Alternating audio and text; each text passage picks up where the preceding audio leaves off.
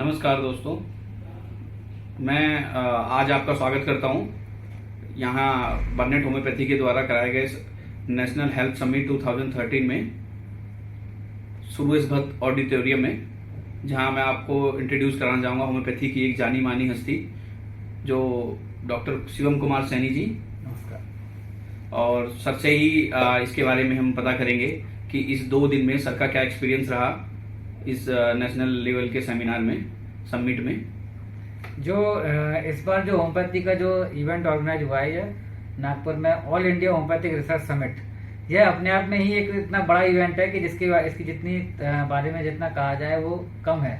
क्योंकि होम्योपैथी में एक तो इतने इवेंट इस तरीके इतने बड़े लेवल के इवेंट हो नहीं पाते हैं, तो इस बार इतना बड़ा ही लेवल का इवेंट हुआ है, पूरा भारतीय देश के नेशनल स्तर पर ऑर्गेनाइज हुआ है। इसमें रिसर्च समिट हुई है, या इसमें रिसर्च के बारे में जानकारी मिली है, और युवा डॉक्टर हैं और जो वरिष्ठ होम्योपैथिक डॉक्टर हैं, लीजेंड हैं, तो उनको काफ़ी ज़्यादा प्रोत्साहन दिया गया है। तो इस तरीके यह इवेंट एक अपने आप में ही एक बहुत बड़ा इवेंट है।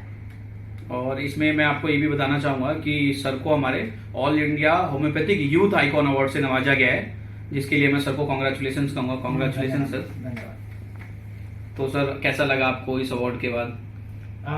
जो अवार्ड है, यह all India homeopathic youth icon है। यह एक इतना बहुत बड़ा प्रोत्साहन है जो बर्नेट होम्योपैथी कंपनी जो कर रही है।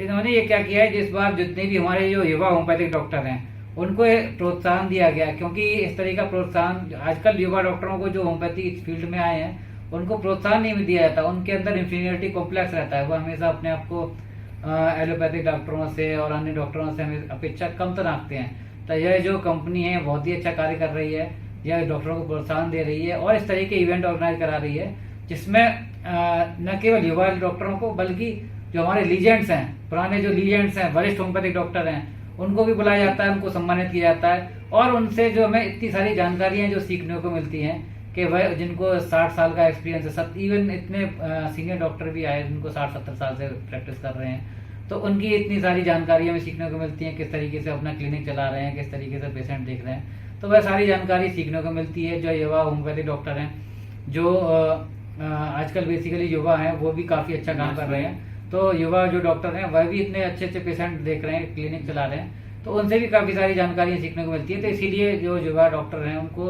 प्रोत्साहन दिया गया है। मैं इसमें एक बात और पूछना चाहूँगा आपसे कि अभी 4th ईयर में, 3rd ईयर में स्टूडेंट्स हैं हमारे होम्योपैथी में, और जो भी इंटर्न बनने वाले हैं या इंटर्न हैं, वो लोग बहुत कंफ्यूज रहते हैं, आगे क्या करना है, कैसे करना है, क्या होगा इस चीज़ को लेके।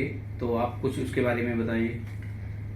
उनको मैं जैसे बताना चाहूँगा कि जो मेरे काफ़ी सारे जूनियर्स हैं जो अभी 1st ईयर से 5th ईयर तक में हैं और कुछ लोग इंटर्नशिप कर रहे हैं, तो उनके मन में काफ़ी और सवाल रहता है कि कई लोगों को यही लगता रहता है कि वो होम्योपैथी लेके गलत फील्ड में आ गए हैं, और कई लोगों को ये समझ में नहीं आता कि 1-2 साल तक के उनको करना क्या है। तो मैं उनको सबसे बड़ी बात बताना चाहूँगा कि इस तरह के जब भी इवेंट ऑर्गेनाइज होते हैं तो उनको इस तरह के इवेंट में बढ़ चढ़ कर हिस्सा लेना चाहिए। जब भी वो इस तरह के इवेंट होते हैं उनको इसमें जाना चाहिए। तो वहाँ पर क्या होता है, उनको वरिष्ठ होम्योपैथिक डॉक्टर हैं और उनसे कुछ साल सीनियर के 1-2 साल सीनियर जो युवा होम्योपैथिक डॉक्टर हैं उनसे सीखने का मौका मिलता है। वहाँ पर उनको पता चलता है कि क्लिनिक को किस तरीके से स्टेब्लिश करना चाहिए और किस तरीके से वो पेशेंट देख सकते हैं। क्योंकि उनमें जो इंटर्नशिप से निकलने के बाद बच्चों में कॉन्फिडेंस ही नहीं रहता कि वो क्लिनिक स्टार्ट कर पाएँ, क्योंकि उनमें ये काफ़ी डर भी रहता है, रिस्क लेने की क्षमता नहीं होती है।